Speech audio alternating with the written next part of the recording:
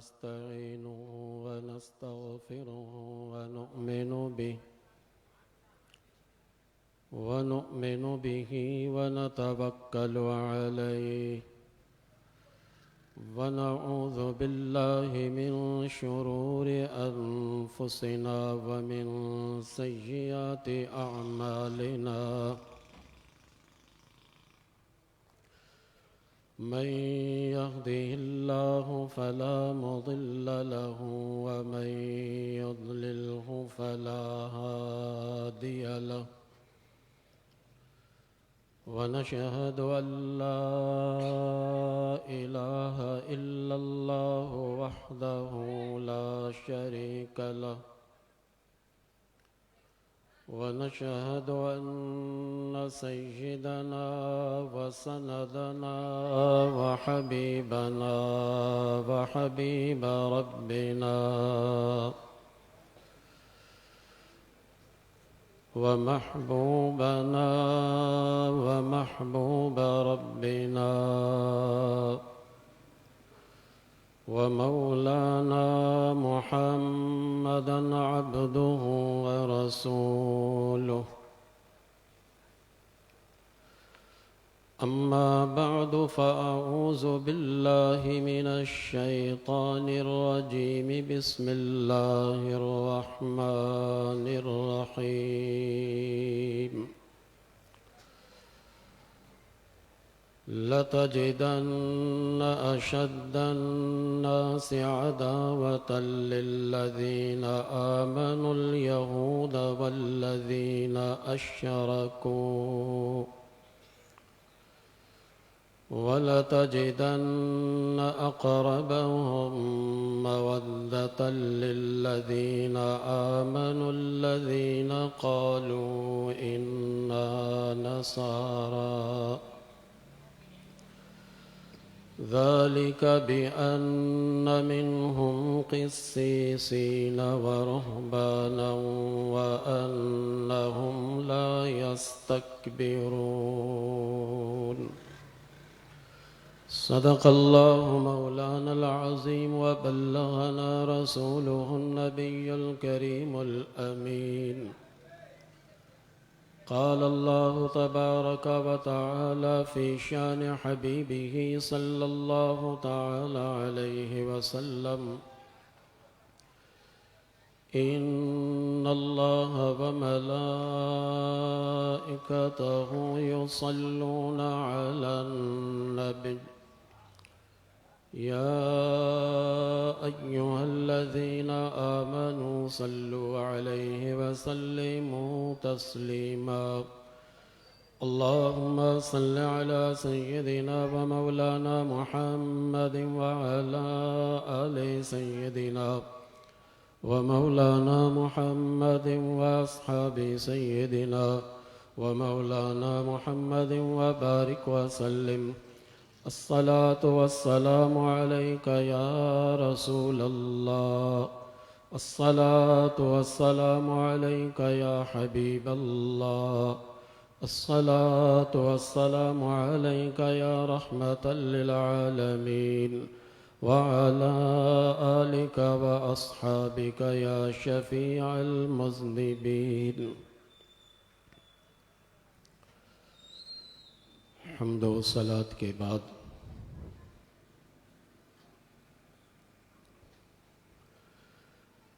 میں اور آپ سالانہ عظیم الشان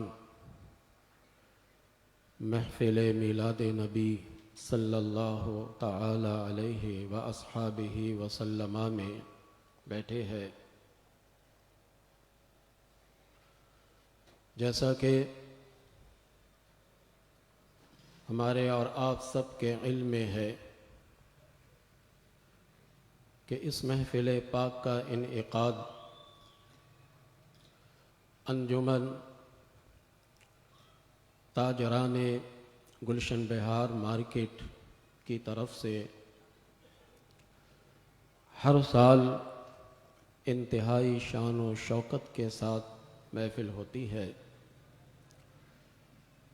میں اس انجمن کے جملہ ممبران کو مبارکباد پیش کرتا ہوں اور خصوصیت کے ساتھ اس کمیٹی کے صدر جناب فرحان صاحب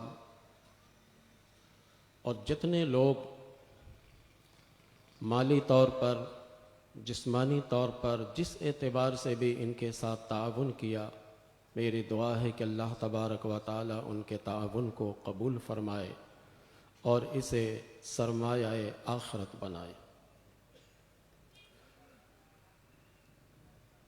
میں آج کے اس محفل پاک میں ایک خاص عنوان جس کا تذکرہ آپ نے جمعہ کے دن بھی سماعت فرمایا تھا کہ ہمارے اور آپ کے ذہن میں ایک بات آتی ہے کہ ہم اہل اسلام اپنے کام سے کام رکھتے ہیں،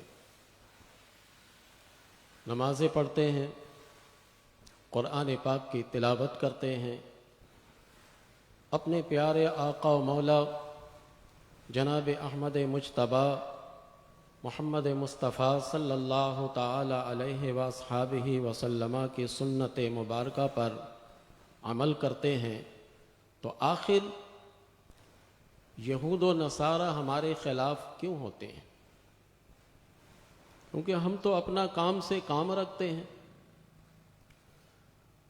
ہم تو اس پیارے مذہب کے ماننے والے ہیں جس مذہب میں جب تک آخر تک ہمارے اور آپ کے آقا مولا جناب محمد الرسول اللہ صلی اللہ علیہ وسلم مدینہ المنورہ میں تشریف فرما تھے، یہود بھی آباد تھے، کیونکہ بخاری شریف کی روایت میں ہے کہ انتقال کے وقت آپ کی زرہ ایک یہودی تاجر کے پاس گروی تھی، تو وہ تھے وہاں۔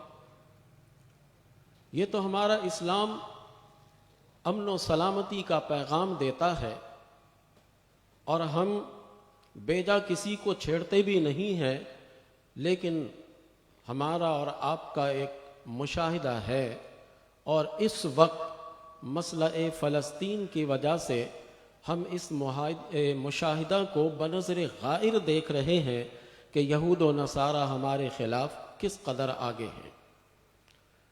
میں آج آپ کے سامنے جو بھی بات کروں گا اللہ کے کلام سے کروں گا، جس میں کسی کو اختلاف نہیں ہے، نہ اس میں یہ چکر ہوگا کہ راوی کمزور ہے، نہ یہ چکر ہوگا کہ یہ حدیث ضعیف ہے، نہ یہ چکر ہوگا کہ بھئی یہ حدیث بخاری میں دکھاؤ۔ میں اللہ کے کلام سے آپ کے سامنے آج کا جو مسئلہ ہے وہ واضح کرنا چاہوں گا۔ سر دست میں نے قرآن مجید فرقان حمید سے سورہ مائدہ کی ایک آیت جو 82 نمبر ہے اس کی تلاوت کی ہے۔ ہمارے قرآن کا معجزہ تو دیکھیے کہ ہر زمانے میں یہ قرآن ایسے ناطق ہوتا ہے کہ جیسے واقعات ہو رہے ہوں، اور قرآن سایہ کی طرح ہمارے واقعات کو دیکھ رہا ہے اور ہم سے کہہ رہا ہے۔ یہی تو قرآن کا معجزہ ہے کہ قیامت تک پیش آمدہ مسائل اس کی رہنمائی قرآن کریم کرتا رہے گا، قرآن کریم بتاتا رہے گا۔ قرآن کریم کی جس آیت یعنی 82 نمبر کی میں نے تلاوت کی ہے، اللہ تبارک و تعالی آیت کریمہ میں فرما رہا ہے لَتَجِدَنَّ أَشَدَّ النَّاسِ عَدَاوَةً، تم ضرور بھی ضرور پاؤ گے لوگوں میں سب سے زیادہ عداوت کرنے والا اہل ایمان سے الیہود، یہودی سب سے زیادہ اہل ایمان سے وہ عداوت کریں گے۔ اشد الناس یعنی لوگوں میں اتنی عداوتیں کسی اور کے پاس نہیں ہوں گی، جتنی عداوت یہود اہل ایمان سے کریں گے، والذین اشرکوا، اور مشرکین۔ قرآن یہ کہہ رہا ہے، اور یہ قرآن کا ازلی پیغام ہے، یہ قرآن کا یہ ابدی پیغام ہے۔ یہ جب قرآن کریم نے ہمیں بتا دیا ہے کہ یہ یہود اور مشرکین بہت زیادہ اہل ایمان سے عداوت رکھتے ہیں، اس عداوت کی وجہ اس آیت میں بتائی نہیں جا رہی ہے۔ آگے اللہ فرماتا ہے وَلَتَجِدَنَّ أَقْرَبَهُمْ مَوَدَّةً لِلَّذِينَ آمَنُوا الَّذِينَ قَالُوا إِنَّا نَصَارَى، اور ضرور بے ضرور تم پاؤ گے اہل ایمان سے محبت یعنی مودت میں قریب تر پاؤ گے ان لوگوں کو جنہوں نے کہا کہ ہم نصارہ ہیں، یعنی اہل کتاب کے نصارہ، وہ کتاب جس میں کوئی تحریف نہ ہوئی ہو، وہ کتاب جس کے اندر کوئی تبدیلی نہ ہوئی ہو، اس کتاب کے ماننے والے جو نصارہ ہیں، وہ نصارہ اہل ایمان سے تو محبت کرتے ہیں، اہل ایمان سے تو مودت رکھتے ہیں۔ یہ کیوں رکھتے ہیں؟ اللہ بتا رہا ذالک بأن منہم قسیسین ورہبان، پہلی وجہ یہ ہے کہ نصارہ اہل ایمان سے محبت رکھتے ہیں، نصارہ اہل ایمان کو دوست رکھتے ہیں۔ اس کی پہلی وجہ یہ ہے کہ ان میں کچھ عقل مند لوگ ہیں، نصارہ میں قسیسین عقل مند لوگ ہیں، اور ان میں کچھ رہبان خوف خدا رکھنے والے۔ وہ عقل مند، وہ خوف خدا رکھنے والے، یہ اپنے لوگوں کو سمجھاتے تھے کہ مسلمانوں سے عداوت مت رکھو، اہل ایمان سے عداوت مت رکھو۔ یہ اہل ایمان سے عداوت نہ رکھنے کے بارے میں ان کے جو دانش مند ہوتے تھے، جو ان کے خوف خدا رکھنے والے جنہیں رہبان کہا گیا، یہ انہیں سمجھاتے تھے وَأَنَّهُمْ لَا يَسْتَكْبِرُونَ، اور یہ اس لیے بھی مسلمانوں سے نصارہ محبت رکھتے ہیں کہ وہ تکبر نہیں کرتے۔ دیکھیں نصارہ اہل ایمان سے محبت رکھتے ہیں، مودت رکھتے ہیں، اس کی وجہ تو بتائی جا رہی ہے، لیکن یہود اہل ایمان سے عداوت رکھتے ہیں، اس کی وجہ آیت کریمہ میں بتائی نہیں جا رہی ہے۔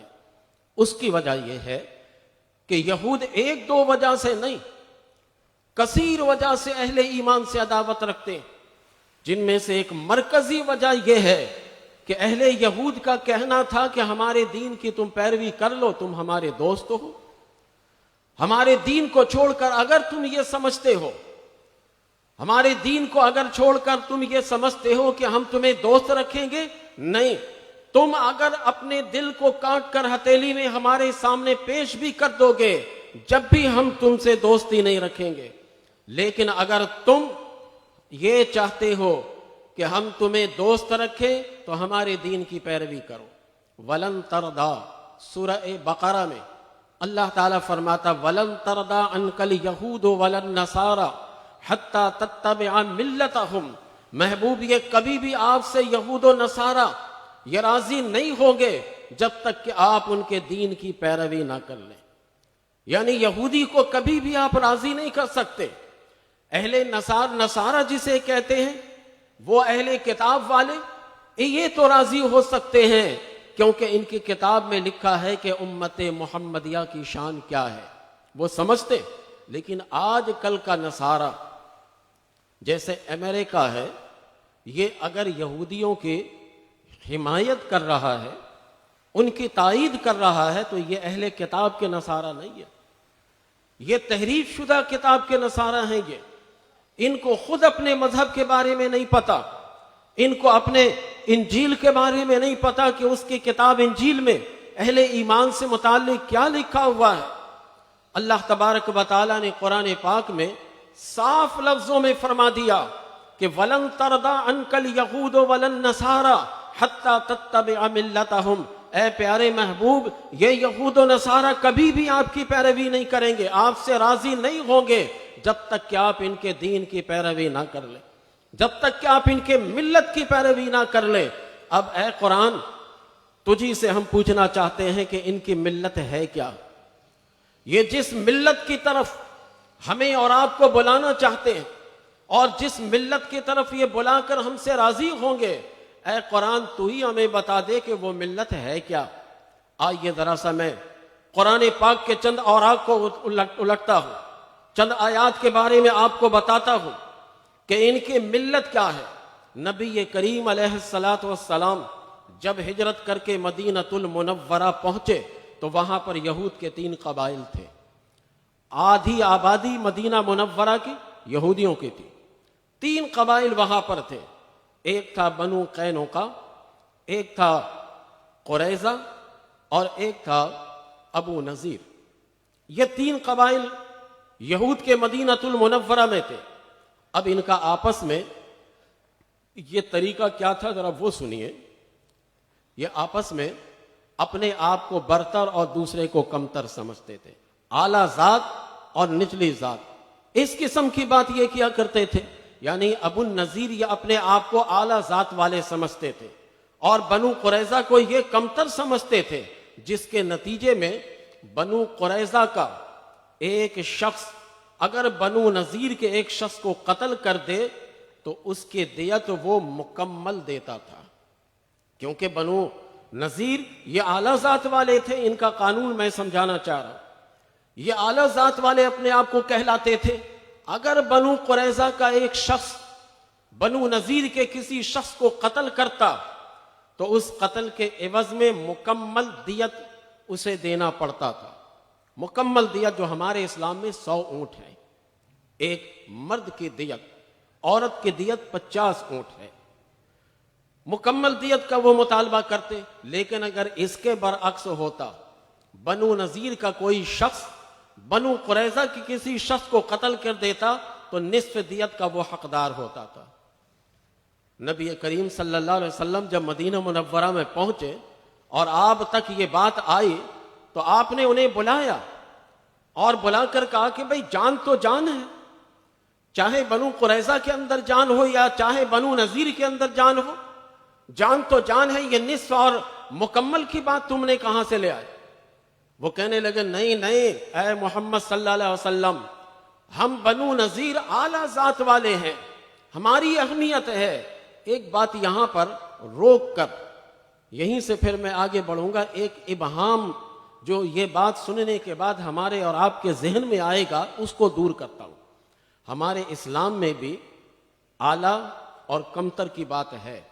مثلا ایک سید ہو، ذات کے اعتبار سے بڑا اعلیٰ ہوتا ہے، وہ سید، اللہ تعالیٰ نے جو اسے برتری دی ہے، قرآن و حدیث میں اس کی برتری موجود ہے۔ اسی طرح ایک عالم ربانی اگرچہ وہ سید نہیں بھی ہے، لیکن پھر بھی اللہ تعالیٰ نے ایک عالم دین کو بڑی فضیلت دی۔ ایک آدمی حافظ قرآن ہے، اللہ نے اسے فضیلت دی ہے، حافظ ہونے کی وجہ سے اللہ تعالیٰ نے انہیں برتری دی ہے۔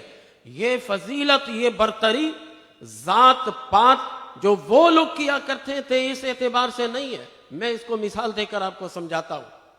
ان کے یہاں یہی تھا نا کہ اعلیٰ ذات والے ادنا ذات والے میں سے کسی ایک کو اگر قتل کرتا تو نصف دیت دیتا، اور یہ اگر قتل کرتے تو پوری دیت دیتے تھے۔ لیکن ہمارے یہاں سید اعلیٰ ذات ہیں، اللہ نے انہیں بڑی فضیلت دی ہے۔ ایک عالم دین اعلیٰ ذات، اعلیٰ قسم کی شخصیت کہلاتے ہیں، ایک اعلیٰ شرف والے کہلاتے ہیں۔ لیکن میں آپ سے بتاؤں کہ ہمارے شریعت مطہرہ کا یہ ضابطہ ہے کہ اگر ایک عالم یا ایک سید کسی ایک مزدور کو بھی قتل کرے گا تو اس کی دیت بھی مکمل دے گا، اور ایک مزدور اگر کسی سید کو قتل کرے گا، اگر ایک مزدور اگر کسی عالم دین کو، بڑے عالم دین کو بھی اگر وہ شہید کرتا ہے تب بھی وہ وہی دیت دے گا۔ دیت میں کوئی فرق نہیں ہے، دیت برابر ہے۔ ان کے یہاں اعلیٰ اور ادنا کا تصور کچھ اور تھا، ہمارے یہاں اعلیٰ اور ادنا کا تصور کچھ اور ہے۔ ہمارے یہاں آپ تعظیم کریں، سید اعلیٰ ذات کے ہیں، عالم دین فضیلت والے ہیں، حافظ قرآن فضیلت والے ہیں، ان کا احترام کریں، ادب کریں، توقیر اور تعظیم بجا لائیے، لیکن جہاں تک دیت اور اس قسم کے جرم کی بات ہوگی تو وہ سب کے لیے ایک ہی FIR کٹتی ہے۔ ایسا نہیں کہ ایس ایچ او صاحب کے پاس جا کر کوئی کہے کہ حضور یہ تو سید ہے جس نے قتل کیا، تو کیا وہ FIR میں کوئی تبدیلی کریں گے؟ کچھ نہیں تبدیلی۔ ہمارے یہاں کا قانون ہے، شریعت کا بھی اور ملکی قانون بھی ہے۔ ہمارے یہاں اعلیٰ اور ادنا کا وہ تصور نہیں ہے جو یہودیوں کے یہاں تھا۔ یہودیوں کے یہاں یہ تصور تھا کہ اگر بنو نذیر جو اعلیٰ ذات والے ہیں وہ ادنا ذات والے کو اگر قتل کرتے تو نصف دیت دیتے، ان کے FIR ہی کم کٹتی تھی۔ اور اگر بنو قریظہ والے بنو نذیر والے کو قتل کر دیتے تو یہاں سے پوری دیت وہ لیتے تھے اور سزا بھی مکمل دیتے تھے۔ میرے آقا نے ان کو بلایا، اب وہیں پر میں جوڑ رہا ہوں، ابہام دور کرنے کے بعد میرے آقا نے بلایا، ہاں بھائی تم لوگوں کے یہاں یہ قانون ہے؟ کہا کہ ہاں۔ کہا کہ یہ قانون تم نے اپنے طور پر بنا لیا ہے؟ تمہارے تورات میں یا انجیل میں ایسا قانون ہے؟ انسان ہونے کے ناطے تو سبھی انسان ہے۔ جس طرح ایک اعلیٰ ذات کے جسم کے اندر جان ہے ویسے ادنا والے کے اندر بھی جان ہے۔ بلکہ ہمارے یہاں تو اسلام میں یہ ہے کہ ایک چرسی چرس پی کر روڈ کے کنارے پڑا رہتا ہو روزانہ، اسے بھی اگر کوئی قتل کرے گا تو وہی FIR کٹے گی، وہی سزا ملے گی۔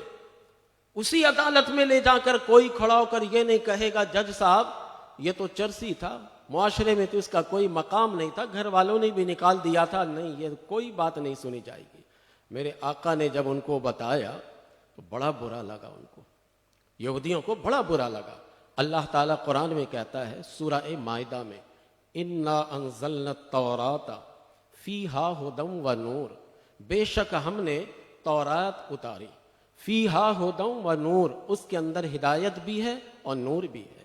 نور اس اعتبار سے کہ تمہیں پتہ لگے گا کہ کس طرح ہمیں زندگی گزارنی ہے، ہمیں ضابطہ اخلاق کیسے پیش کرنے ہیں، ہمیں کس طریقے سے آپس میں رہنا ہے، ایک دوسرے کے حقوق کیا ہیں، بھائی کا بھائی پر حق کیا ہے، باپ کا بیٹے پر حق کیا ہے، بیٹے کا باپ پر حق کیا ہے، بیوی کا شوہر پر حق کیا ہے، شوہر کا بیوی پر حق کیا ہے، معاشرے میں آپس میں رہنے والے ایک دوسرے کا حق کیا آپس میں ہے، یہ تمہیں تورات کے اندر سارا کچھ مل جائے گا۔ فیہا ہدی و نور، اس کے اندر ہدایت بھی ہے، نور بھی ہے۔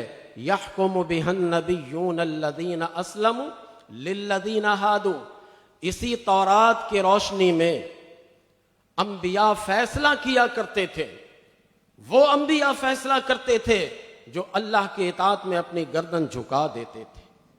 للذین ہادوا، یہودیوں کے لیے فیصلہ کیا کرتے تھے، یہی اسی تورات کے ذریعے کرتے تھے۔ کیا تمہاری تورات میں ایسا حکم ہے کہ اعلیٰ ذات والا اگر کسی کو قتل کرے تو اس کے عوض میں تمہیں نصف دیت دے گا وہ، اور ادنا ذات والے اگر اعلیٰ ذات والے کو قتل کرے تو پوری دیت دے گا؟ ایسا کوئی حکم نہیں ہے۔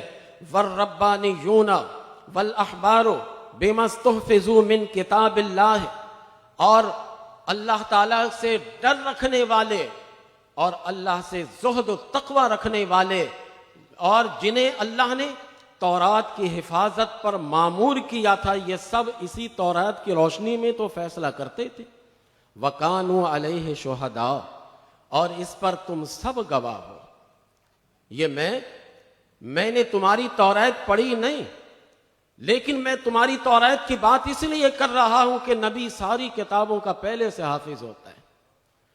میں نبی آخر الزمان ہوں، میں آخری نبی ہوں، مجھے تمہارے تورات کا مضمون کے بارے میں پتہ ہے۔ وَمَن لَّمْ يَحْكُمْ بِمَا أَنزَلَ اللَّهُ فَأُولَٰئِكَ هُمُ الْكَافِرُونَ، اللہ فرماتا ہے کہ جو شخص کتاب اللہ کی روشنی میں فیصلہ نہیں کرتا وہ کتاب اللہ کو مانتا نہیں ہے، کتاب اللہ پر اعتقاد نہیں رکھتا ہے وہ۔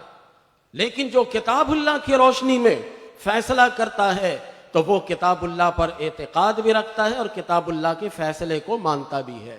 تو یہود کی ملت یہ تھی، اس کی دعوت وہ دیتے ہیں مسلمانوں کو۔ آج اگر صحیح معنوں میں مسلمانوں اپنے کتاب پر عمل کرنے لگ جائیں تو یقین جانیے کہ ہمارے پاس جو قوانین ہے اس سے بڑھ کر کوئی قانون ہے ہی نہیں۔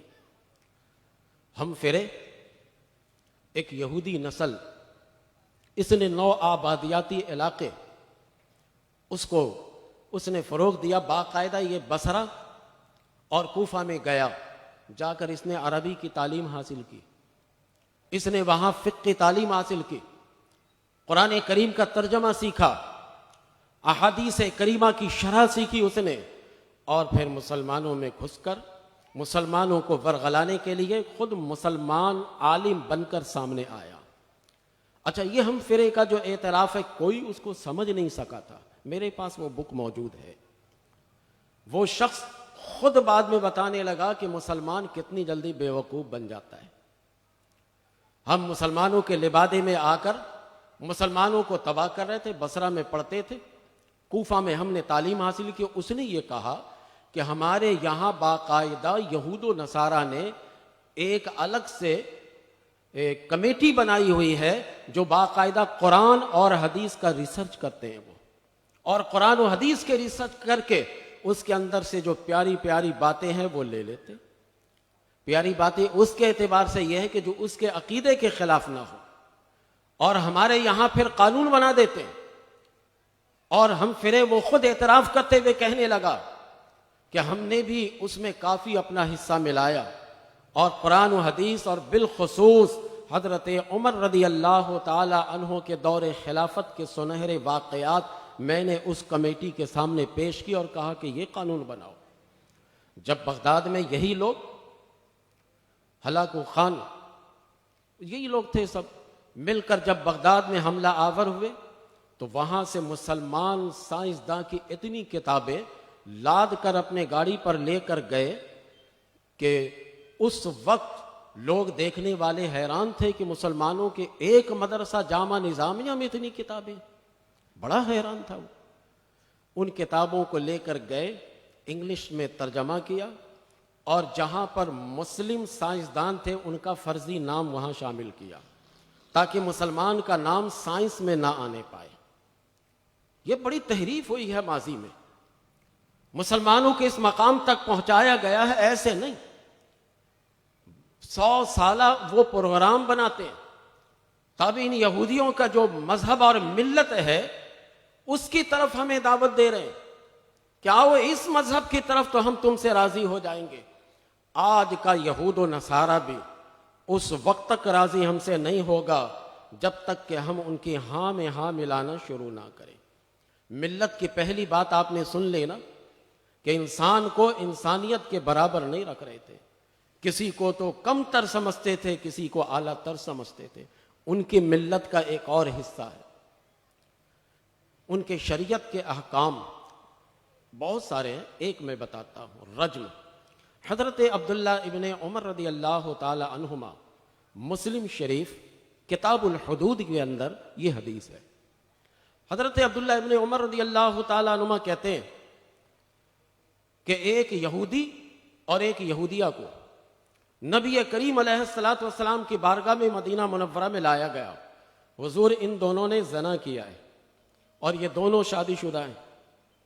اللہ کے پیارے حبیب علیہ الصلوۃ والسلام نے اس وقت ان کے علماء سے پوچھا کہ بھئی تم شادی شدہ جوڑا اگر زنا کرے تو اس کے بارے میں تمہاری کتاب میں کیا ہے؟ وہ جواب دیتے ہیں، نسودہما ونحملہما بین وجہہما ویطاف بہما۔ اللہ کے نبی صلی اللہ علیہ وسلم ان کی بات کو سن رہے تھے۔ اس کا معنی یہ ہے کہ وہ کہتے تھے کہ ہمارے یہاں شادی شدہ جوڑا اگر زنا کرے تو ہم اس کا منہ کالا کرتے ہیں، اور منہ کالا کر کے ہم اسے سواری پر بیٹھاتے ہیں اور آبادی میں گھماتے ہیں، لوگوں کو دکھاتے کہ بھئی دیکھو انہوں نے جرم کیا۔ ابھی اللہ کے نبی علیہ الصلوۃ والسلام خاموش تھے، وہ اپنی بات کرتے جا رہے تھے کہ ان سے کہا گیا فاتوا بالتوراۃ، جاؤ تورات لے کر آؤ۔ اب وہ تھوڑی سے گھبرانے لگے کہ تورات اگر ہم لے کر آئیں گے تو یہ تو ہے نہیں تورات، ہماری تورات میں تو یہ بات ہے نہیں، یہ تو گھبرا جائیں گے. یہ آپ نے فرمائے فاتو بالتوراۃ، تورات لے کر آؤ. اب تورات لے کر آئے. آپ نے فرمایا پڑھو یہاں سے. تورات میں سے کہا گیا کہ صفحہ کھولو. ایسے صفحہ کھولا میری طرف دیکھے آپ، ایسے ہاتھ انگوٹھا رکھ کر جہاں پر شادی شدہ جوڑے کے بارے میں مسئلہ لکھا تھا وہاں پر انگوٹھا رکھ کر چھپا کر وہ ساری عبارت پڑھنے لگا. حضرت عبداللہ بن سلام رضی اللہ تعالیٰ عنہ جو اہل کتاب کے بہت بڑے عالم تھے اور یہ ایمان لائے تھے، وہ عرض کرنے لگے کہ آقا آپ ان سے کہیے کہ انگوٹھا ہٹائیں اور وہ انگوٹھا کے نیچے جو عبارت ہے اس کو یہ پڑھیں. جب وہ انگوٹھا ہٹاتے ہیں تو اس کے نیچے لکھا ہوا ہے کہ شادی شدہ جوڑا اگر زنا کرے تو اس کو رجم کیا جائے گا. رجم آپ جانتے ہیں؟ رجم کہتے ہیں اس کو پتھر مار مار کر سنسار کر کے اس کو ختم کر دیا جائے. آدھے اس سے زمین میں گاڑ دیتے ہیں اور سارے لوگ آتے ہیں محلہ والے عبرت کے خاطر. اتنی سخت سزا اسلام میں اسی بنیاد پر ہے کہ اتنی سخت سزا اگر ایک شہر میں ایک کو بھی مل جائے گی تو پورے شہر والے ڈر جائیں گے. آج سعودی عرب میں چوری کرتے ہوئے کیوں ڈرتے ہیں؟ وہ دیر کرتے ہی نہیں ہاتھ کاٹ دیتے ہیں. وہ چوری کرنے والا خود ہی کہتا ہے کہ یار پکڑے گئے تو کام ہو گیا.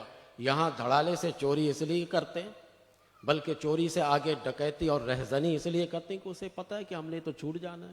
ہمارا سیاسی اثر و رسوخ اتنا زیادہ ہے کہ ہمارے پیچھے باقاعدہ ایک گین ہے، ہمیں پکڑ بھی لیا جائے گا تو ہمیں آرام سے ہمارے لوگ چھڑوا لیں گے.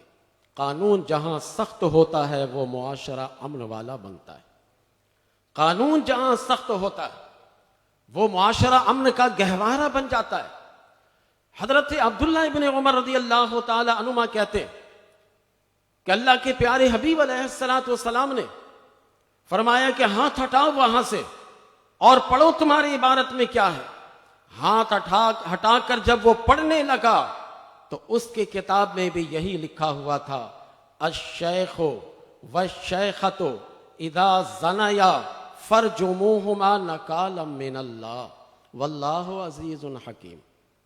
ان کی کتاب میں بھی یہی لکھا ہے کہ جب شادی شدہ جوڑا زنا کرے تو اسے رجم کر دو. اب دیکھیے یہ لوگ کیا کرتے تھے، یہ دراصل اپنے ہاتھوں سے اپنا مسئلہ بناتے تھے. کتابوں میں تحریف کی ہے ان لوگوں نے. قرآن کریم سورہ بقرہ میں آتا ہے فَوَيْلٌ لِّلَّذِينَ يَكْتُبُونَ الْكِتَابَ بِأَيْدِيهِمْ، ویل ہے ان لوگوں کے لیے جو اپنے ہاتھوں سے کتاب لکھتے ہیں. ثُمَّ يَقُولُونَ هَذَا مِنْ عِنْدِ اللَّهِ، پھر یہ کہتے ہیں یہ تو اللہ کی طرف سے ہے. لِيَشْتَرُوا بِهِ ثَمَنًا قَلِيلًا، تاکہ اس سے تھوڑی قیمت خریدے، تاکہ یہ تھوڑی قیمت اس سے خریدے، ثمن قلیل خریدے اپنے ہاتھ سے. فَوَيْلٌ لَّهُم مِّمَّا كَتَبَتْ أَيْدِيهِمْ وَوَيْلٌ لَّهُم مِّمَّا يَكْسِبُونَ، ویل ہے ان ہاتھوں کے لیے جو اپنے ہاتھ سے لکھتے ہیں اور لکھنے کے بعد کہتے ہیں کہ یہ اللہ کی طرف سے. بہت بڑا یہ جرم ہے. یہ انہی اہل کتاب کے بارے میں کہا جا رہا، انہی یہودیوں کے بارے میں کہا جا رہا ہے جو اپنے ہاتھوں سے بنا کر اپنی ملت اس کو کہتے تھے، اپنی ملت اسے قرار دیتے تھے. قرآن کریم بڑے شد و مد سے کہ ایک ہی آیت میں 3 دفعہ ویل کا لفظ آ رہا ہے، 3 دفعہ ویل کا لفظ آ رہا ہے. اور ویل بہت خطرناک جگہ ہے. جہنم میں ایک ایسے وادی کا نام ویل ہے کہ جس وادی سے حضرت عبداللہ ابن مسعود رضی اللہ تعالیٰ عنہ کہتے ہیں ایک قطرہ اگر اس میں سے بڑا دنیا کا پہاڑ اس کے اوپر ڈال دیا جائے تو وہ پگھل جائے گا. اس میں ان کے بارے میں کہا جا رہا ہے کہ جو اپنی ہاتھوں سے لکھتے ہیں اور لکھنے کے بعد کہتے ہیں کہ یہ اللہ تبارک و تعالیٰ نے ہم پر نازل فرمایا تھا. یاد رکھیے گا کبھی بھی چاروں امام میں سے کسی امام پر یہ الزام عائد نہیں ہو سکتا، کیونکہ ہم جب بھی اپنے فتویٰ میں کسی امام کا قول لکھتے ہیں تو فوراً کہتے ہیں کہ امام ابو حنیفہ نے یہ کہا، امام شافعی نے یہ کہا، امام احمد بن حنبل نے کہا، امام مالک نے کہا ہے. ہم اپنے طور پر فوراً نشاندہی کر دیتے ہیں یہ اپنے ہاتھ سے لکھتے ہیں. ایک اور جگہ سورہ آل عمران میں اللہ اسی کی ملت کے بارے میں بتاتا ہے وَإِنَّ مِنْهُمْ لَفَرِيقًا يَلْوُونَ أَلْسِنَتَهُمْ بِالْكِتَابِ لِتَحْسَبُوهُ مِنَ الْكِتَابِ وَمَا هُوَ مِنَ الْكِتَابِ وَيَقُولُونَ هُوَ مِنْ عِنْدِ اللَّهِ وَمَا هُوَ مِنْ عِنْدِ اللَّهِ وَيَقُولُونَ عَلَى اللَّهِ الْكَذِبَ وَهُمْ يَعْلَمُونَ کہ ان میں سے یعنی یہودیوں میں سے ایک گروہ ہے جو اپنی طرف سے کتاب کو بتانے کی غرض سے بڑے توڑ مڑوڑ کر زبان کو ایسے توڑتے ہیں کہ سننے والا سمجھتا ہے کہ یہ تورات پڑھ رہا ہے۔ بسا اوقات ہوتا ہے نا کہ کچھ لوگ ایسے ہیں کہ عربی عبارت بھی ایسے پڑھتے ہیں کہ جیسے معلوم ہوتا ہے کہ یہ قرآن کریم پڑھ رہا ہے۔ جیسے کہتے ہیں نا کہ دیہاتی جو ہوتے ہیں بڑے سیدھے سادے مسلمان ہوتے ہیں، دیہات میں رہنے والے۔ اسی لیے ایک حدیث شریف میں بھی ہے کہ تم دیہاتی مسلمان بن جاؤ، سیدھے سادے ہوتے ہیں بیچارے، دیہاتی مسلمان بن جاؤ، سیدھے سادے۔ رمضان کا مہینہ آیا، دیہات میں جلدی حافظ جاتا نہیں ہے تراویح پڑھانے کے لیے، وہ سوچتا ہے کہ کسی شہر میں پڑھائیں تاکہ ہمیں کچھ زیادہ ملے، لیکن ایک حافظ اسے جگہ نہیں ملی، وہ حافظ بھی نہیں تھا لیکن کچھ صورتیں اسے یاد تھی، چلا گیا۔ آبادی والے سے کہنے لگا کہ بھئی میں آپ کی مسجد میں تراویح پڑھانا چاہتا ہوں۔ کہا کہ آپ پہلے تھوڑا سا قرآن سنائیے، ہم آپ کے قرآن کو تھوڑا سا سنیں گے، کیسی آواز ہے، کیسا قرآن پڑھتے ہیں، پھر ہم آپ کو اپنے یہاں رکھیں گے۔ اس نے جو قرآن پاک کی تلاوت کی تو بڑی اچھی آواز تھی، تلاوت پسند آ گئی، دیہاتیوں نے رکھ لیا۔ کچھ دنوں کے بعد جو ہے نا واقع ایک پکا حافظ پیچھے آ گیا، کافی دیر تک 2 رکعت گزر گئی، اس کے سمجھ میں نہیں آ رہا کہ یہ کہاں سے پڑھ رہا ہے۔ 4 رکعت ہو گئی، پھر بھی وہ بہت غور کر رہا، لیکن پھر بھی سمجھ میں نہیں آ رہا کہ یہ پڑھ کہاں سے رہا۔ دراصل کرتا وہ یہ تھا کہ سورۃ الفاتحہ پہلے پڑھتا تھا، اور پڑھنے کے بعد جو گردانیں ہوتی تھی نا، دربا دربا دربو دربت دربتا دربنا دربتا، یہ پڑھنے لگے۔ اب آپ کو بھی خدشہ لگ رہا ہوگا کہ میں قرآن تو نہیں پڑھ رہا۔ اس کے بعد کبھی کسی اور کی گردان شروع کرتے تھے، شریبا شریبا شریبو شریبا شریبتا شریبنا۔ اب وہ بیچارے دیہاتی سیدھے سادے وہ سمجھتے تھے قرآن ہی پڑھ رہے ہیں۔ یہ کافی غور کرنے کے بعد اس کے سمجھ میں بات آ گئی کہ یہ حافظ ہے نہیں، سورۃ الفاتحہ تک تو صحیح پڑھتا ہے، باقی یہ گردانیں سناتا ہے۔ پیچھے سے اس نے کھانسنے شروع کی، تو یہ بھی عربی پڑھتا تھا، تو اس نے عربی ہی میں جواب دیا، کہا یا ایھا المتلخلخ لا تتنخلق نصف لی و نصف لک ھذا قوم جاہلون اللہ اکبر۔ پھر بھی دیہاتی نہیں سمجھ پائے، پیچھے جو حافظ تھا نا وہ سمجھا۔ یعنی اس عبارت جو پیچھے یہ تراویح میں بتا رہا نا وہ میں سمجھانا چاہ رہا ہوں۔ وہ کہہ یہ رہا تھا کہ اے کھانسنے والے مت کھانس، مجھے پتا ہے کہ تو حافظ ہے، آ گیا پیچھے، مت کھانس، جتنا بھی ملے گا آدھا میں تجھے دے دوں گا، آدھا میں خود رکھوں گا۔ یہ قوم جاہل ہے، یہ بیچارے نہیں پتا ان کو۔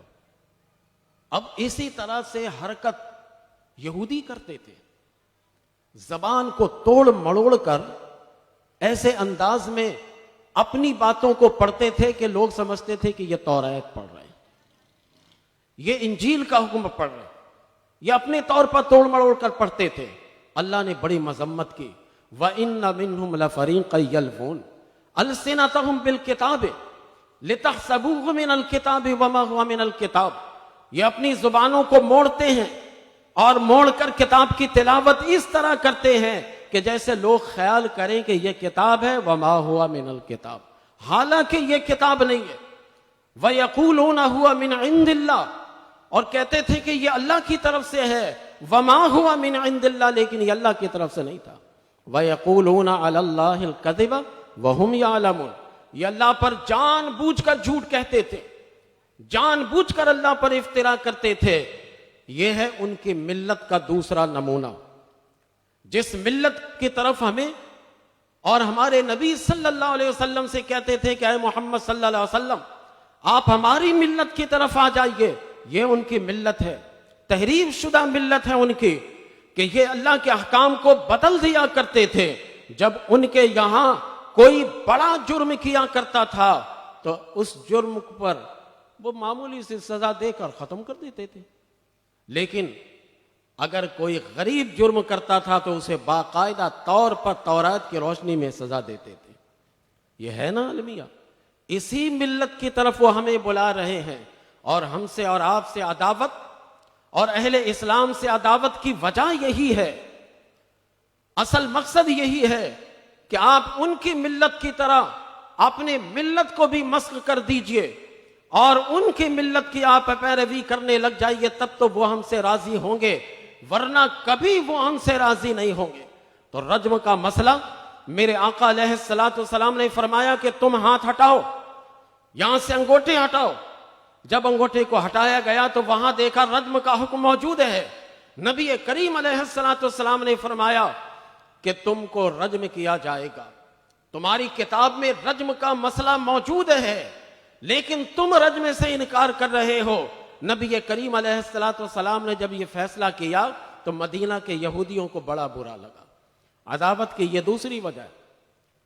پہلی وجہ تو آپ نے سن لی نا کہ اعلیٰ اور ادنا ذات کے فرق میں دیت میں مسئلہ لایا کرتے تھے, اب یہاں پر احکام میں تبدیلی کر دیا کرتے تھے.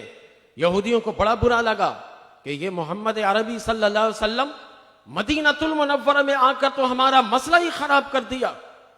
ہم تو دین کے نام پر دھندا کیا کرتے تھے اور اپنے من مانی باتیں بتا کر ہم لوگوں سے جتنے چاہتے تھے پیسے لے لیا کرتے تھے, لیکن محمد عربی صلی اللہ علیہ وسلم تو ہماری کتاب کے بھی عالم ہیں وہ, اور ہماری کتاب میں بھی جو لکھا ہے وہ بتا دیا کرتے تھے. یہ حال ہے جس کی وجہ سے یہودیوں نے مخالفت کی, اسلام کی اور اہل اسلام کی مخالفت کی, اسلام کی مخالفت کی اور بانی اسلام کی مخالفت کی ہے.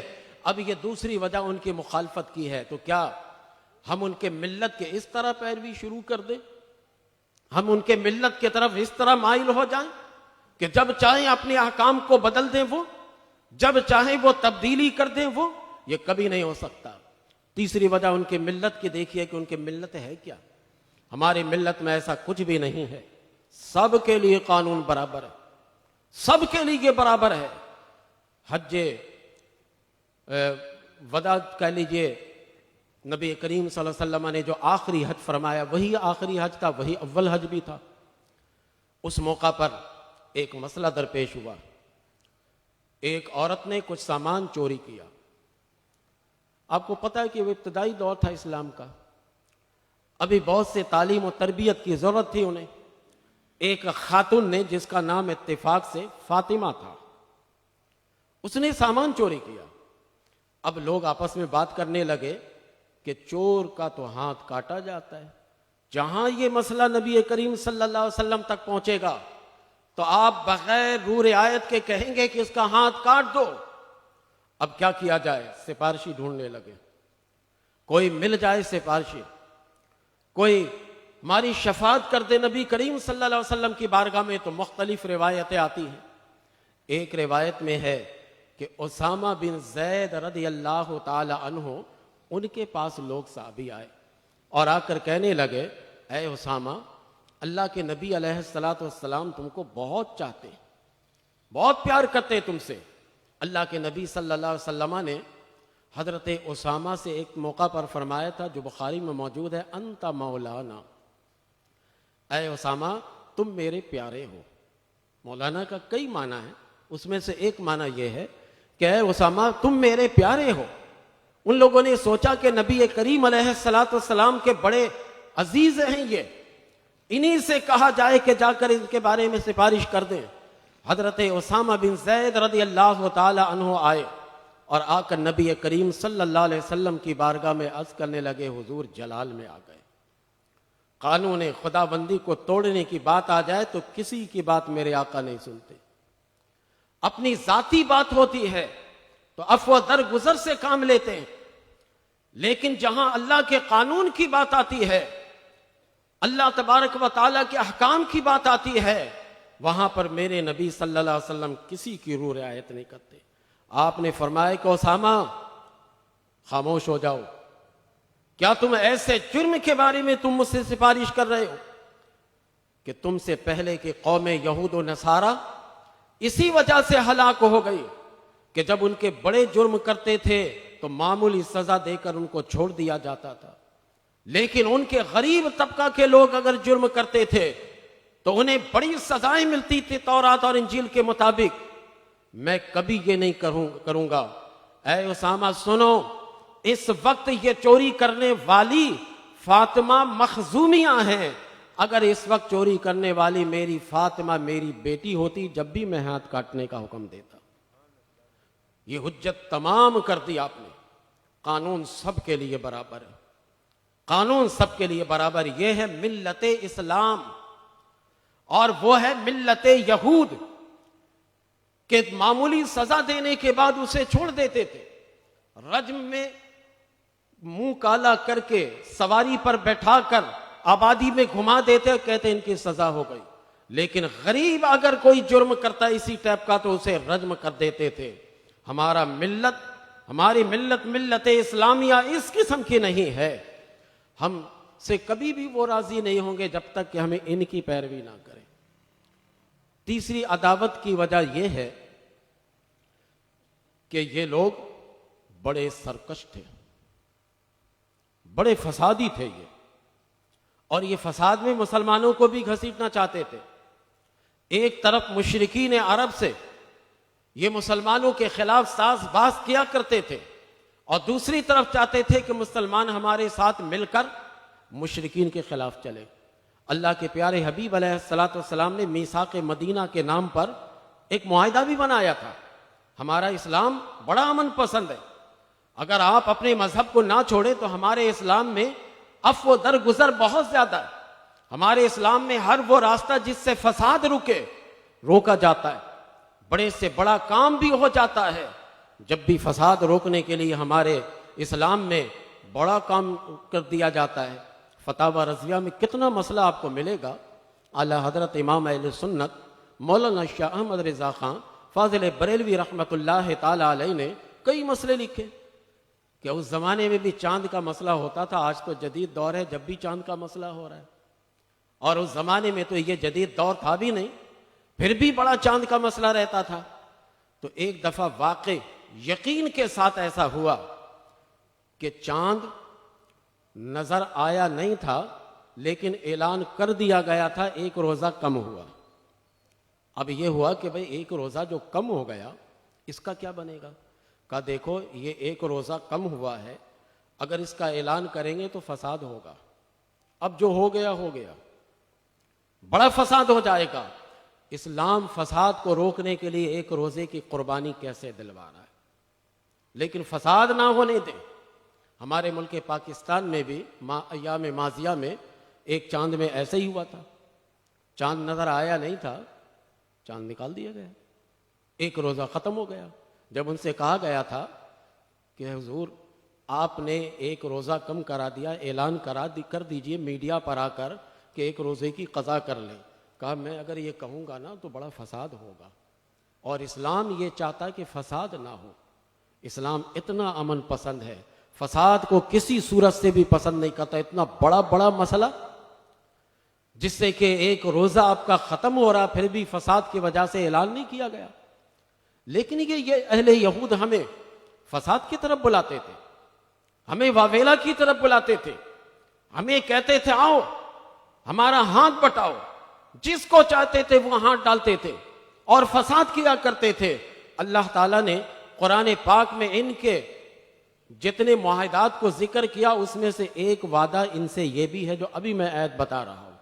سورہ بقرہ میں ہے وَإِذْ أَخَذْنَا مِيثَاقَكُمْ لَا تَسْفِكُونَ دِمَاءَكُمْ وَلَا تُخْرِجُونَ أَنفُسَكُمْ مِنْ دِيَارِكُمْ ثُمَّ أَقْرَرْتُمْ وَأَنْتُمْ تَشْهَدُونَ. سورہ بقرہ میں ہے کہ اللہ فرماتا ہے کہ محبوب یاد کیجئے کہ جب ہم نے ان یہودیوں سے معاہدہ لیا، عہد لیا، میثاق ان سے لیا کہ دیکھو لا تسفکون دماءکم، آپس میں قتل مت کرنا، کسی کا خون مت بہانا، قتل و غارت گیری مت کرنا.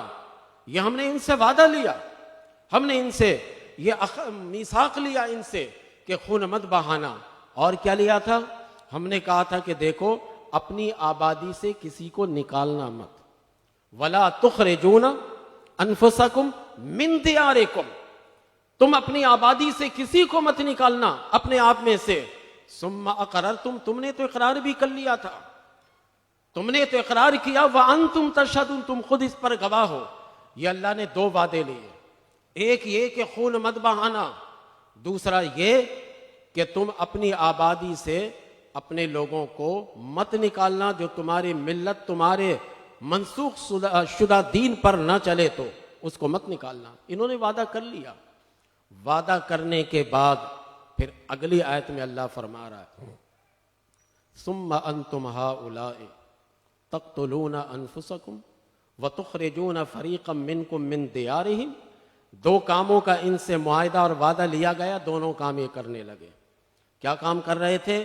انہوں نے قتل و غارت گری بھی کی اور انہوں نے فساد بھی برپا کیا اور اپنے زمین سے لوگوں کو نکالا بھی. اس آیت کریمہ کی حقانیت کو تو آپ سمجھ سکتے ہیں کہ آج فلسطین اور اسرائیل کا مسئلہ دیکھیے. باقاعدہ طور پر اقوام متحدہ میں یہ بل پاس ہو چکا تھا کہ فلسطینیوں کی زمین ہے ان کو اپنی ریاست بنانے دینا چاہیے. یہ باقاعدہ معاہدہ ہوا جس پر آج بہت سارے لوگ کہہ بھی رہے ہیں کہ اقوام متحدہ اپنے ہی فیصلے پر عمل کروائے، اس نے جو فیصلہ کیا اس پر ان سے عمل کروائے. لیکن اس نے سب کچھ کرنے کے بعد دونوں کام آج فلسطین کی سرزمین پر کر رہے ہیں. فلسطینیوں کا بے دریغ قتل بھی کر رہے ہیں اور فلسطینیوں کو الٹیمیٹم بھی دیا کہ غزہ خالی کرو. قرآن کی حقانیت تو دیکھیے. قرآن کے یہ آیت آج ایسے ہم سے کہہ رہی ہے کہ جیسے غزہ کا واقعہ ہو رہا ہے اور یہ آیت نازل ہو رہی ہے. قرآن کریم کا معجزہ تو دیکھیے آپ. قرآن کریم کس طریقے سے ہماری رہنمائی کر رہا ہے. آج یہی یہودی قتل بھی کر رہے ہیں اور فلسطین سے اہل ایمان کو نکلنے کے لیے الٹیمیٹم بھی دے رہے ہیں. اللہ تعالیٰ قرآن کریم میں ان کی حرکات و سنکات کو بیان کرتا ہے کہ تم نے تو ہم سے وعدہ کیا تھا کہ ہم کسی کو قتل نہیں کریں گے، تم نے تو ہم سے وعدہ کیا تھا کہ ہم زمین پر فساد نہیں کریں گے اور اس دھرتی سے ہم کسی کو نکالیں گے نہیں. پھر تم یہی دونوں کام کرنے لگے. پھر یہ دو کام کرنے لگے. اتنے ہی دو کام پر یہ نہ رکے. تظاہرون علیہم بالاثم والعدوان. یہ لوگ ایک دوسرے کے مددگار بن گئے گناہ کے کام میں اور سرکشی کے کام میں. آج دیکھیے امریکہ ایک بحری بیڑا مدد کے لیے بھیج کر اس کو دل کو تشفی نہیں ہوئی تو ایک اور بحری بیڑا بھیج رہا ہے. قرآن ہماری رہنمائی کرتا ہے. قرآن پورا نقشہ کھینچ کر بتاتا ہے. ہم سیاسی لوگ سیاست کے مصلحت کی وجہ سے صاف گوئی سے ہم کلام نہیں کر پاتے، لیکن اللہ کا کلام سیاست سے پاک ہو کر صاف گوئی سے اللہ کا کلام بتاتا ہے. ان کی فطرت کو بتا رہا ہے، ان کی عادت و اطوار کو بتا رہا ہے. تظاہرون علیہم بالاسم والعدوان. یہ ایک دوسرے کی مدد کرتے ہیں گناہ کے کاموں میں اور زیادتی کے کاموں میں. کس کو نہیں پتا پوری دنیا میں کہ فلسطین پر زیادتی ہو رہی ہے؟ کس کو نہیں پتا کہ فلسطین میں عورتوں کی عزتیں لوٹی جا رہی ہیں، معصوم بچے کو شہید کیا جا رہا ہے؟ کس کو نہیں پتا اس سلسلے میں؟ پوری دنیا سیٹلائٹ کے ذریعے جب ساری چیزیں دیکھ سکتی ہے تو فلسطین میں اتنا قتل عام یہ اپنی آنکھوں سے کیوں نہیں دیکھتی ہے؟ اپنی آنکھوں سے اسے بھی دیکھے اور اللہ کا کلام کیا کہہ رہا اسے بھی پڑھنا چاہیے. ہمارے حکمران اصل میں قرآن کریم سے کافی دور ہیں، اس لیے انہیں صحیح خبر ملتی نہیں ہے. یہ دنیا کے سیاسی لوگوں کے حالات اور ان کے سوانے پڑھتے کہ ہمیں اپنے اقتدار کو طول کیسے دینا ہے. اس وجہ سے یہ قرآن کریم کی باتیں جب ان پر آتی ہیں تو اجنبی بات لگتی ہے. اچانک ان کے پاس آ جائے تو یہ سوچنے لگتے، اجنبی سے وہ بات محسوس ہونے لگتی ہے. لیکن نہیں، جن لوگوں نے قرآن کریم کا مطالعہ کیا ان لوگوں نے بتایا ہے کہ قرآن کریم بہترین ہمارے لیے آئین اور قانون ہے. دو بر اعظموں نے بغیر کسی قانون بنائے ایام ماضیہ میں صرف قرآن کریم اور حدیث کو سامنے رکھ کے اپنی حکومت چلاتے رہے. 200 سال تک یہ چلاتے رہے, قرآن کریم کے احکام کو نافذ کرتے رہے. آج ہمارے لیے اتنا مشکل ہو گیا قرآن کریم کو نافذ کرنا. قرآن کا ہر زبان میں اب ترجمہ ہو گیا, لیکن کسی زبان میں پڑھ کر ہم نے قرآن کو سمجھا نہیں. قرآن کریم کو ہم نے کبھی اس کو عملی زندگی میں اپنایا نہیں. تظاہرون علیہم بالاسم والعدوان وَإِن يَأْتُوكُمْ أُسَارَىٰ تُفَادُوهُمْ وَهُوَ مُحَرَّمٌ عَلَيْكُمْ إِخْرَاجُهُمْ. اللہ فرماتا ہے کہ تم لوگ وہ ہو کہ جب تمہارے پاس مجرموں کو لایا جاتا ہے قیدی بنا کر, تم اس کا فدیہ دے کر اس کو چھڑا لیتے ہو, حالانکہ ان کا چھڑانا تم پر حرام تھا. ان کو چھڑانا تمہارے لیے جائز نہیں تھا, لیکن تم فدیہ دے کر انہیں چھڑا لیتے ہو. آج فلسطین میں مطالبہ یہی ہو رہا ہے کہ ہمارے جتنے اسرائیلیوں کو پکڑا گیا اس کو چھوڑ دو. اس کے فدیہ دینے کے لیے بھی یہ تیار ہیں, لیکن نہیں. جو اللہ کے راستے میں جہاد میں نکل جاتا ہے وہ پھر دنیا کے مال و متاع کو نہیں دیکھتا, وہ پھر دنیا کے لالچ میں نہیں پڑتا, کیونکہ جہاد تو زمین کے لیے ہوتی ہی نہیں ہے, زمین کو پاک کرنے کے لیے ہوتی ہے. اعلاء کلمت اللہ کے لیے جہاد کیا جاتا ہے. جہاد کرنے کے لیے انسان یہ ان جیسی باتوں کی طرف نہیں جاتا. وَهُوَ مُحَرَّمٌ عَلَيْكُمْ إِخْرَاجُهُمْ, اس کا نکالنا ان پر حرام تھا, لیکن ان لوگوں نے مجرموں کو نکال کر بھیجا. آج بھی جیل سے مجرموں کو اگر نکالا جائے تو کتنا فساد ہوتا ہے, یہ ان سے پوچھئے جو لوگ انتظامیہ والے, جو لوگ انتظامی امور چلاتے ہیں, ان سے پوچھئے کہ مجرموں کو جب باہر کیا جاتا ہے تو عادی مجرم جب نکلتے ہیں تو کس قسم کے وہ حرکات و سکنات کرتے ہیں. یہ لوگ وہی کرتے تھے. افتؤمنون ببعض الکتاب وتکفرون ببعض, کیا تم کتاب کے بعض حصے پر ایمان لاتے ہو اور بعض پر ایمان نہیں لاتے؟ جو تمہارے مطلب اور من کے لائق ہو اس کو مان لیتے ہو, جو تمہارے ملت کے خلاف ہو تم اس کا انکار کر دیتے ہو. نہیں, ایسا نہیں ہونا چاہیے. یہ اللہ کا کلام ہمیں یہودیوں کے فساد اور ان کے ملت میں کیا چیز شامل ہے وہ ہمیں اللہ کا قرآن بتا رہا. اس ملت کی طرف ہمیں دعوت دیتے ہیں. وَلَن تَرْضَىٰ عَنْكَ الْيَهُودُ وَلَا النَّصَارَىٰ حَتَّىٰ تَتَّبِعَ مِلَّتَهُمْ. محبوبیے کبھی بھی یہود و نصارہ آپ سے راضی نہیں ہوں گے جب تک کہ آپ ان کے ملت کی پیروی نہ کرنے لگے. اسی ملت کی ہم پیروی کریں جہاں اللہ کے احکام کو تبدیل کر دے, جہاں پر احکام کو چھپا دے, جہاں پر فساد کرنے کے لیے ایک دوسرے کو بھڑکاتے رہیں. یہ کبھی ہم سے نہیں ہو سکتا. اللہ کے نبی صلی اللہ علیہ وسلم نے ایام ماضیہ میں بھی صاف طور پر انکار کیا. آج ہم بھی انکار کر رہے ہیں. آج مسلم امہ کسی اعتبار سے بھی اس کو ماننے کے لیے تیار نہیں ہے. آپ کبھی بھی گھبرائیں نہیں. دنیا کی ساری طاقتیں ایک طرف ہوں گی. یہ دنیا کا سپر پاور اگر اس کے ساتھ ہے تو کائنات کا جو اصل سپر پاور ہے وہ تو ہمارے ساتھ ہے. نعرہ رسالت, نعرہ رسالت, حضور ممتاز ملت, حضور ممتاز ملت. یہ تو اکثر میں کہتا ہوں, آپ میرے لفظ پر غور کیجئے گا کہ میں نے کبھی بھی امریکہ کو سپر پاور نہیں سپر پاور مانا ہے. جانتے ہیں اسے آپ؟ سپر لفظ کو آپ سمجھ رہے ہیں غور سے. آپ سپر پاور تو میرا رب ہے. میں نے ایک دفعہ کہا تھا, بہت پہلے تقریر ہوئی تھی, تقریباً 20 سال پہلے, کہ آپ ایٹم بم کیٹو پہاڑ پر اگر گرا دیں تو کیٹو پہاڑ ریزہ ریزہ ہو جائے گا. بالکل ٹھیک ہے, سب مکمل کیٹو پہاڑ ریزہ ریزہ نہیں ہوگا, لیکن قرآن کریم کو اگر اللہ اپنے محبوب کے دل پر اتارنے کے بجائے کیٹو پہاڑ پر اتارتا تب کیا ہوتا؟ کیٹو پہاڑ ریزہ ریزہ ہو جاتا. ایٹم بم کو کیٹو پہاڑ پر ڈالنے سے ایک حصہ وہ ٹکڑا ٹکڑا ہوگا, لیکن قرآن تو پورے کو ٹکڑا ٹکڑا کر دیتا. یہ اللہ تبارک و تعالی نے ہمیں سپر کتاب دی ہے. ہم نے اس کتاب کو جب چھوڑا ہے جب ہمیں یہ مقام دیکھنا پڑ رہا ہے، ورنہ صحابہ نے تو ایسے جنگیں جیتی ہیں کہ ان کو لڑنے کی بھی ضرورت نہیں ہوتی تھی۔ ایک جنگ میں پانی کے اس پار دشمن ہے، اس پار صحابہ ہے، وہ بیٹھ کر مسواک کر رہے تھے۔ ادھر دشمن وہ آپس میں کہنے لگا یار یہ دانت تیز کر رہے ہیں، یہ کیا کریں گے ہمارے ساتھ؟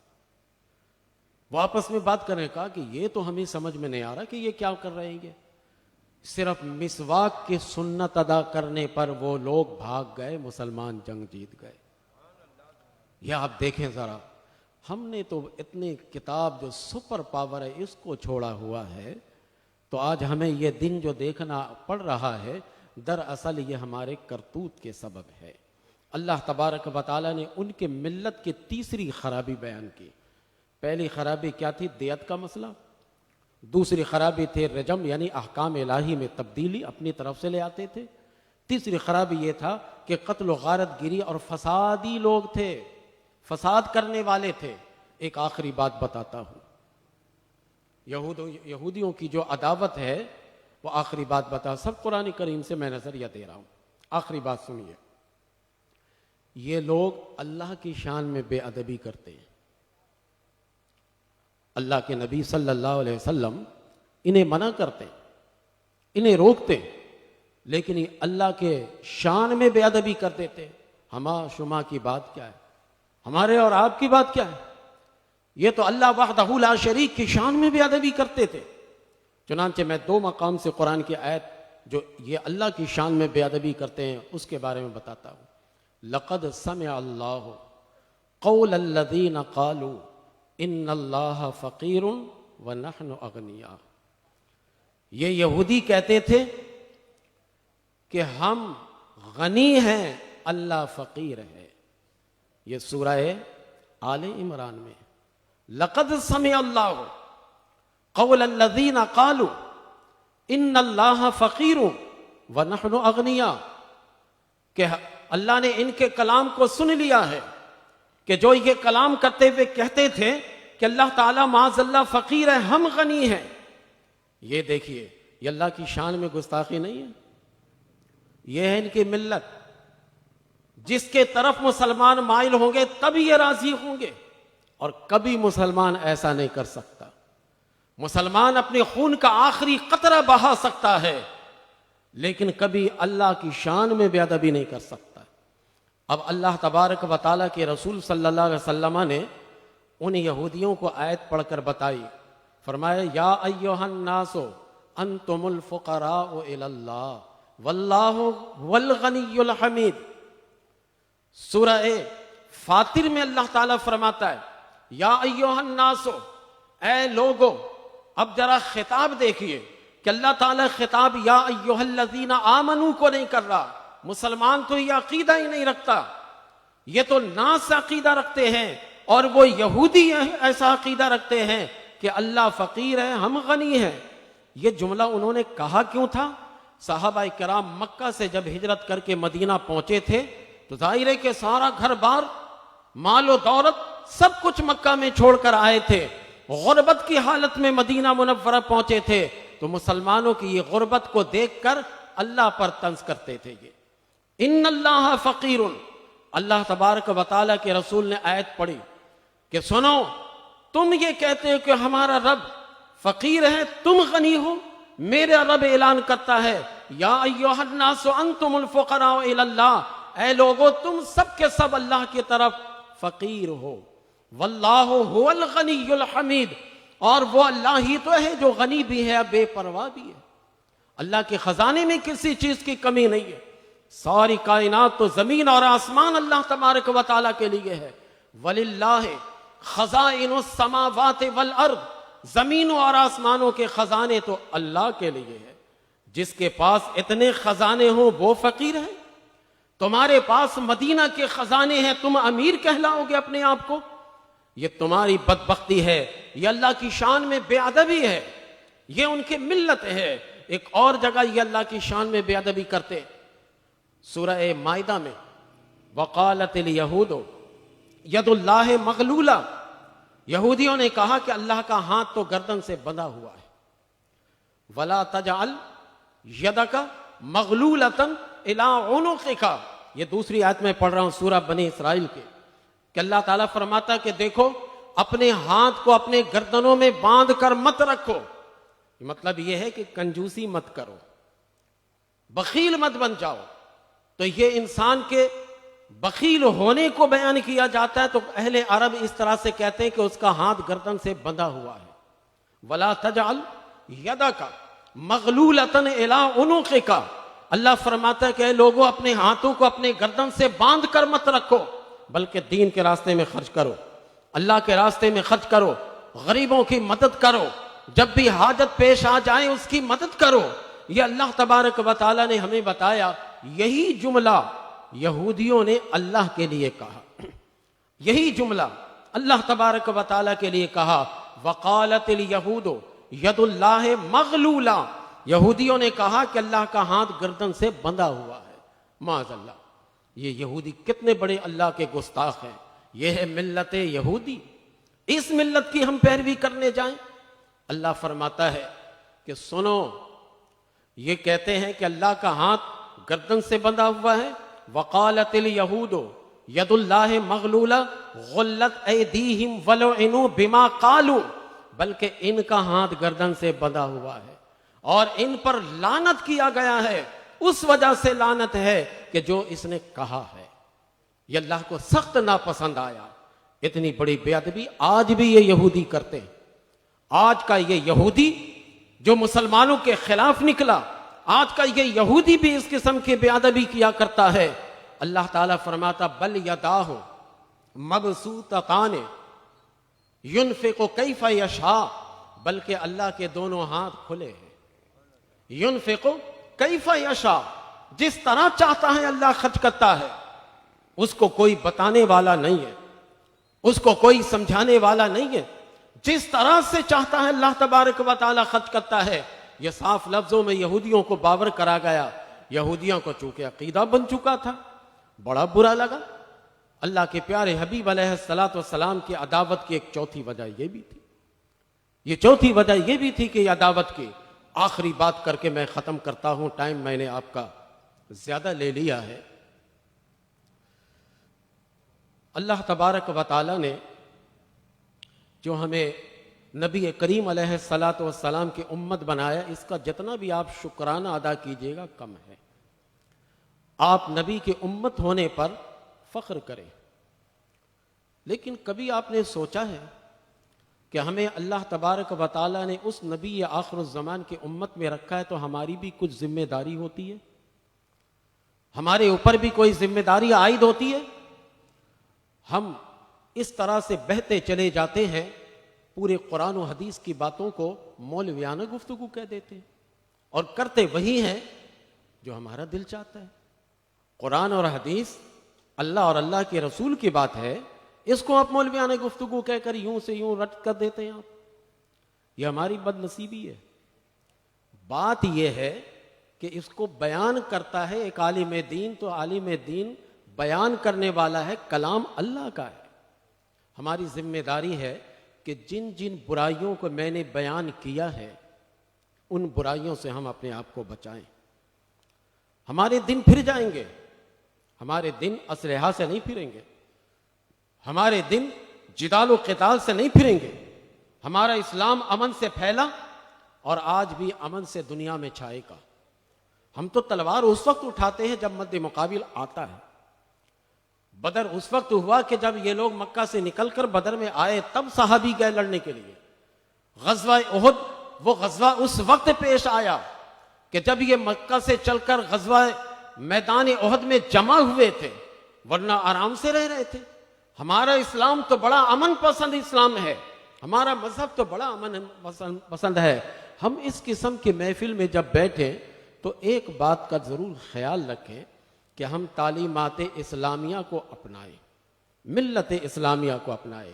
ان یہود و نصارہ کے اندر جو بہت بڑی برائی تھی، جس کا نظیر آج ہم اور آپ بھی دیکھتے ہیں معاشرے میں، جس کی مثال ہمیں ملتی ہے معاشرے میں آج بھی، وہ یہ ہے کہ یہ جھوٹ بہت بولتے ہیں، جھوٹ بہت بولتے ہیں۔ یہودی نصارہ دیکھتے نہیں یوں بات کے پلٹ جاتے. ہماری بدقسمتی کی یہ کہ سیاست میں آ کر اس کو یو ٹرن کہہ دیا. میں تو کبھی کبھار مذاق میں کہتا ہوں کہ بھائی یو جو بناتے ہیں نا تو ایک ڈنڈا ادھر سے لا کر تھوڑا سا دور تک گھما کر پھر دوسرا اوپر کی طرف لے جاتے ہیں. وی ٹرن کیوں نہیں کہہ دیتے ہیں؟ وی لکھتے ہوئے دیکھا آپ نے؟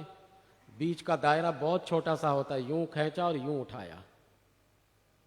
یوں میں تو تھوڑا سا نیچے لا کر گول بنا کر پھر اوپر لے جاتے ہیں نا. وی ٹرن کیوں نہیں کہتے؟ خدا کے بندو جھوٹ جھوٹ ہے. یہ یہود و نصارہ کا طریقہ ہے. سماعون للکذب اکالون للسحت. قرآن کریم خود کہتا ہے یہ یہودی سماعون للکذب، بہت زیادہ جھوٹ کہتے بھی تھے اور سنتے بھی تھے. آج یہ برائی ہر شخص کے اندر آئی ہوئی ہے. یہ آخری پیغام آپ کی تعلیمات کے لیے میں دے رہا ہوں. جھوٹ کی برائی اتنی زیادہ ہمارے اندر آ گئی ہے کہ اللہ کی پناہ. جہاں میں بیٹھ کر تقریر کر رہا ہوں، آپ حضرات میں سے کوئی برا نہ مانے، یہ میں جرنل بات کر رہا ہوں، جرنل بات کر رہا ہوں. آپ دن بھر محنت کرتے ہیں، جھوٹ بول کر سامان بیچتے ہیں اور اپنے حلال کو حرام کرتے. کبھی جھوٹ بول کر سامان مت بیچیے، سچ کہیے. آپ کے رزق میں اللہ تعالیٰ برکت دے گا. جھوٹ بول کر ہم پتہ نہیں کیا کیا کر لیتے ہیں. 2 نمبر مال بیچتے ہیں اور قسم کھا کے کہتے ہیں. حدیث شریف میں بھی آیا کہ کچھ ایسے بھی تاجر ہوتے ہیں جو کہتے ہیں کہ بھئی میں قسم کھا کے کہہ رہا ہوں میں نے یہ سامان خریدا تھا 50 روپیہ میں، لیکن میں آپ کو 40 میں دے رہا ہوں. وہ آپ کا داماد ہے جو آپ 50-40 روپیہ میں دے رہے ہیں.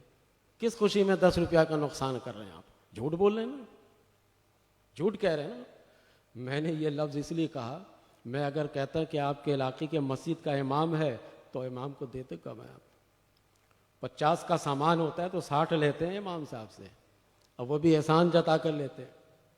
اس لیے میں نے کہا، غصہ میں کہا یہ کبھی ایسا مت کریں. آپ خود سوچیں نا کہ آپ نے 50 روپے میں خریدا اور 40 روپے میں قسم کھا کے کہہ رہے کہ میں آپ کو دے رہا ہوں، 10 روپیہ نقصان کر کے کس خوشی میں اس بندے کو دے رہے ہیں؟ یہ جھوٹ ہے، جھوٹ. یہ سب اپنے کاروبار سے نکالیے. یہ یہودیوں کا طریقہ ہے. مسلمان میں کبھی نہیں یہ بات آنی چاہیے. جب بھی کہیے سچ کہیے. ایک سچ سے آپ کو 10 نقصان ہو سکتا ہے، لیکن اس کے بعد 100 فائدے آپ کو ہوں گے. ایک سچ جب کہیے گا تو آپ کو بڑے تکالیف اور آلام کا سامنا کرنا پڑے گا، لیکن یقین جانیے کہ کامیابی اور فتح پھر آپ کے سچ کی ہوگی. ایک جھوٹ کہنے کے لیے 100 جھوٹ اس کو بچانے کے لیے کہنا پڑتا ہے. یہودیوں کا یہ طریقہ ہے. قرآن کریم کہہ رہا ہے سماعون للکذب، یہ بہت زیادہ جھوٹ سننے والے اور کہنے والے ہیں. اکالون للسحت، یہ حرام بھی کھانے والے بہت زیادہ ہیں. یہ 5ویں اس کے ملت کی برائی ہے. اس برائی سے اپنے آپ کو بچائیے. اس قسم کے محافل کا انعقاد کر کے کچھ تو سال میں سیکھ کر جائیے. یقین جانیے کہ آپ میری گفتگو سن کے اگر آپ جوش میں آ کر کل کے سودا بازی میں اگر جھوٹ نہیں بولیے گا تو پرسوں اللہ کل کے برکت سے پرسوں آپ کو اللہ چھڑوا دے گا جھوٹ کو. ایک دن ہمت کر کے آپ دیکھیے. آپ ایک دن ہمت کر کے آپ چھوڑیے گا، دوسرے دن اللہ ہمت دے گا، تیسرے دن پھر اللہ آپ کو پکا کر دے گا. پھر تو دیکھیے آپ کے رزق میں کیسی برکت ہوتی ہے. پھر تو دیکھیے آپ کے رزق میں کیسی وسعت ہوتی ہے. بظاہر جھوٹ کے ذریعے سے مال آتا ہوا نظر آئے گا، جاتا ہوا نظر نہیں آئے گا. جاتا ہوا نظر نہیں آئے گا. تو آپ جوش میں آ کر میری ایک بات کو یاد رکھ کر اگر کل 2 گھنٹہ بھی اگر 3 گھنٹہ بھی اگر جھوٹ بولنا چھوڑ دیجیے گا تو اللہ تعالیٰ اگلے دن خود آپ کو کل کی برکت سے جھوٹ سے روک دے گا. یہ لوگوں نے محاورہ بنا لیا کہ آج کل جھوٹ کے بغیر گزارا ہی نہیں ہے. ہیں ایسے لوگ جو جھوٹ کے بغیر گزارا کر رہے ہیں. اگر ایسے سچے لوگ نہ ہونا تو دنیا کب ختم ہو جائے. ہم خود کوشش نہیں کرتے. جس دن ہم کوشش کریں گے انشاءاللہ اللہ تعالی ہمیں کامیابی دے گا. تو یہ میں تاجروں کو یہ پیغام دے کر جا رہا ہوں، اور آپ یہ ذہن پر مت بیٹھائیے گا کہ صرف تاجر ہی جھوٹ بولتے ہیں، نہیں نہیں، آج تو سب ہی جھوٹ بولتے ہیں۔ کون ایسا سچا ملے گا؟ آپ تو دیکھیے گا ہر ادارے، ہر شعبے، ہر قسم کے لوگ جھوٹ بولتے ہیں، لیکن چونکہ آپ کی یہ محفل ہے تو میں خصوصیت کے ساتھ آپ سے کہہ رہا ہوں کہ آپ تجارت کرتے ہیں، اللہ آپ کی تجارت میں بڑی برکتیں دے گا، اللہ تعالیٰ آپ کی تجارت کو خوب بڑھائے گا، معمولی سی تجارت کر کے خوب بڑھائے گا، لیکن آپ سچ کا سہارا لیجئے۔ سچ بول کر صحابہ کرام نے مدینہ منورہ میں جو اجڑ کر مکہ سے آئے تھے، یہی کاروبار کرتے ہوئے حضرت عبد الرحمن بن عوف رضی اللہ تعالیٰ عنہ سچ بول کر کاروبار کرتے ہوئے اتنے دولت مند ہوئے کہ جب ان کا انتقال ہوا تو سونا اتنا تھا کہ سونار کے پاس جو آلات ہوتے ہیں اس سے نہیں کاٹے گئے، کلہاڑی جس سے لکڑی کاٹتے نا، اس سے سونے کے ٹکڑے کیے گئے، اتنے پیسے ان کے پاس ہوئے تھے۔ سچ بول کر انہوں نے تجارت کی، حضرت عبد الرحمن بن عوف رضی اللہ تعالیٰ عنہ۔ تو اللہ تبارک و تعالیٰ نے ہمیں ملت اسلامیہ کا پیروکار بنایا، ہم اور آپ خوش نصیب ہیں۔ یہودیوں کی ناراضگی کی وجہ یہی ہے کہ وہ ہم سے ناراض اس لیے ہے کہ ہم ان کے ملت کی پیروی نہیں کرتے، اور ہم ان کے ملت کی پیروی کریں کیوں؟ کیونکہ ان کے ملت میں اعلیٰ ذات ادنا ذات ہے۔ ہم ان کی ملت کی پیروی کریں کیسے؟ بڑوں کے لیے قانون کچھ اور ہے، نچلے طبقوں کے لیے قانون کچھ اور ہے۔ ہم ان کے ملت کی پیروی کیسے کریں؟ یہ تو زمین میں فساد کرتے ہیں، میرا رب تو فساد کو روکنا چاہتا ہے۔ ان کی ملت میں رب کریم کی بارگاہ میں گستاخی ہے، ہماری ملت میں اللہ کی بارگاہ میں گستاخی نہیں، ادب و آداب ہے۔ ہم اللہ عز و جل کا نام بھی لیتے تو بڑے احترام سے لیتے ہیں۔ آپ کافی دیر تک بیٹھے رہے، اللہ تبارک و تعالیٰ کا ادب ہم کرتے ہیں۔ ضمناً دو باتیں میں آپ سے عرض کر رہا ہوں، آپ یہ سمجھیے گا۔ اصل میں ایک درسی آدمی جب بیٹھتا ہے تو باتوں سے باتیں نکلتی ہے تو اس کو وہ چاہتا ہے کہ سمجھائی کر جائے۔ تو آخری بات جو اللہ کے ادب کی بات آئی نا، تو ہمارے معاشرے میں کچھ لوگ ہوتے ہیں جو کہتے ہیں کہ یوں کہو اللہ تعالیٰ فرماتے ہیں، اور ہم کہتے ہیں کہ اللہ تعالیٰ فرماتا ہے۔ تو وہ یہ سمجھتا ہے کہ اللہ تعالیٰ فرماتا ہے، یہ بولنا ادب کے خلاف ہے، اس لیے وہ کہتے ہیں اللہ تعالیٰ فرماتے ہیں۔ لیکن میں جو اپنا فیصلہ دے رہا ہوں وہ سنیے، اللہ تعالیٰ فرماتے ہیں یہ بھی کہنا جائز ہے، اور اللہ فرماتا ہے یہ بھی کہنا جائز ہے۔ اب ان دونوں میں اللہ کے لیے افضل کیا ہے، وہی ہمیں بولنا چاہیے۔ تو اللہ تبارک و تعالیٰ کے لیے افضل یہ ہے کہ واحد کا صیغہ بولا جائے، کیونکہ دہریہ بے دین کئی خدا کے ماننے والے جب وہ ہماری زبان سے یہ سنیں گے نا کہ اللہ تعالیٰ فرماتے ہیں، تو اس کے ذہن میں آئے گا کہ مسلمانوں کے بھی کئی خدا ہیں، ٹھیک ہے نا، وہ بھی سوچیں گے کہ کئی خدا ہیں، ان کے ذہن میں یہ بات آئے گی۔ تو ہم نے اس پہلو کو چھوڑا، اور اس ابہام کو اور اس شک کو دور کرنے کے لیے ہم یہ جملہ اللہ کی بارگاہ میں ادب ہی کے طور پر کہتے ہیں کہ اللہ تعالیٰ فرماتا ہے۔ اب میں یہ آپ سے جملہ کہوں گا کہ اللہ تعالیٰ فرماتا ہے، تو آپ خود بولیے گا کہ فرمانے والا دو ہے یا تین ہے یا ایک ہے؟ ایک ہے نا۔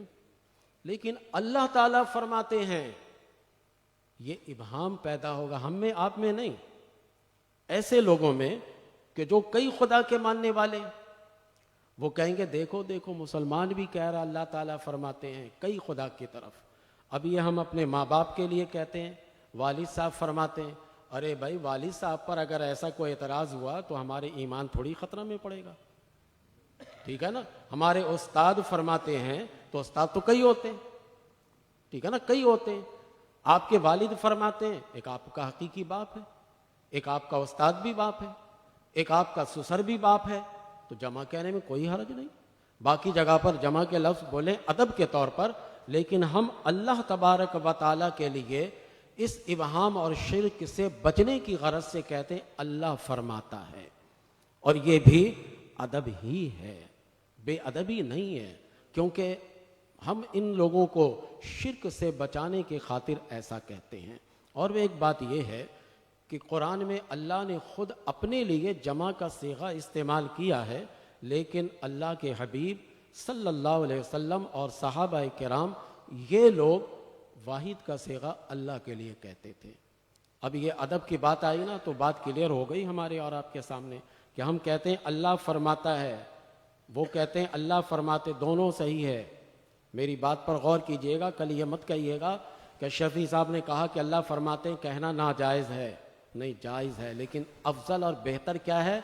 اللہ فرماتا ہے یہ کہنا افضل ہے، کیونکہ اس میں شرک شکن جملہ ہے، یہ شرک کو توڑنے والا ہے، کیونکہ فرماتا ہے کسی سے بھی کہہ دیجئے گا جو نن مسلم ہوگا وہ بھی سمجھ جائے گا ایک ہی اللہ ہے اس کا، تو یہ دونوں جائز ہے، لیکن افضل یہ ہے۔ تو ہم اللہ تعالیٰ کی شان میں کبھی بھی بے ادبی نہیں کرتے۔ اللہ تعالیٰ سے دعا ہے کہ اللہ تبارک و تعالیٰ ہماری حاضری کو قبول فرمائے۔ صلاۃ و سلام کے لیے کھڑے ہو جائیں آپ۔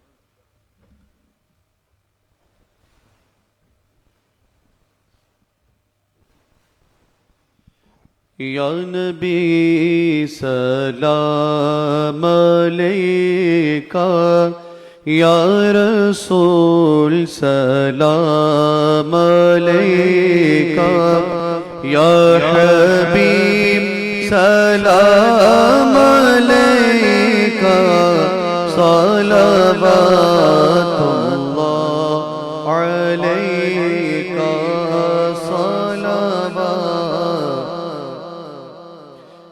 آقا رحمتوں کے تاج والے، دو جہاں کے راج والے، عرش کے معراج والے، عرش کے معراج والے، ہم عاصیوں کے لاج والے، یا نبی سلام علیکہ، یا رسول سلام علیکہ، یا حبیب سلام علیکہ، صلوات اللہ۔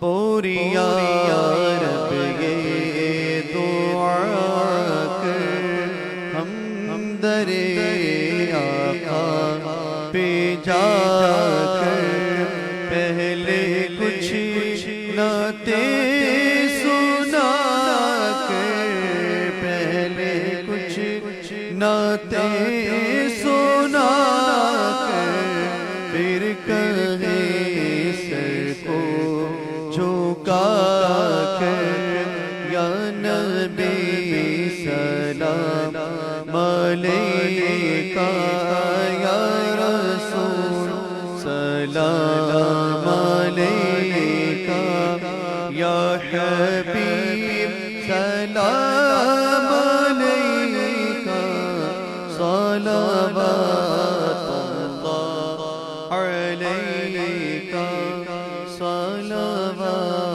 اللہ علیکہ۔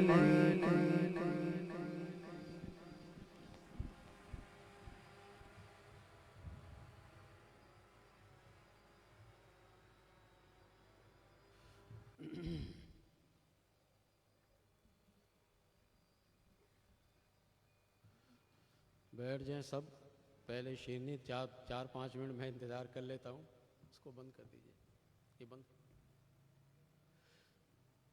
یہ آگے